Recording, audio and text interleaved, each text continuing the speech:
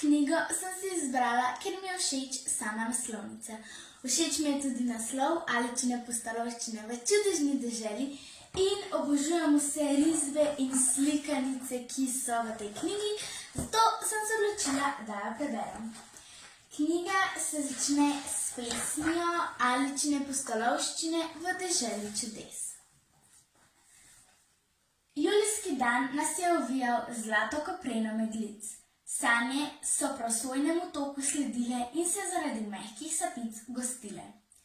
Čolnič je komaj slišno zaplul po voljnih vijugah bistre rečice.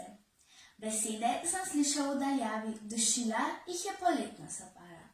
Narava mi je veke spustila, sama je nežno klonila še glava. V sanjah sem široko razprl peruti, čudeži so se razcveteli kot popki. Nenadoma me je nekdo z otroško roko prijel za rokav, me stisnil, je strašno močno. Hej, striček, saj si zaspal in pravljice ne dokončal.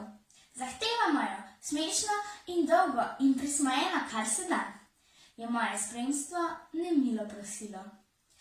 V tistem hipu je čolniček zaneslo na skrajni rob sveta, tjam, kjer živijo čudežne živali, kjer prebiva maček velikan, kjer razkošen rožni grmiček pesmi prepeva o skrivnih pojavih. Moj ognjiček je v tem ugasnil, sled domišljije se je razgubila. Nadaljujmo raje prihodnjič, zdaj je že skoraj čas kosila. Striček, zgodba mi nas raje nahrani, omahuješ kot dedek, ki zima ga mami. Le kaj naj, znova in znova zapredam besedno tkanino. Medtem se je začerilo.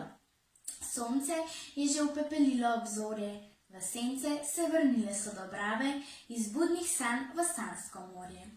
Alica, spominjaj se pravljice, tudi ko boš imela že sive lase. V staro šatulico jo shrani, kjer so kot posušene svetlice z daljnega popotovanja še sanjarile na varnem.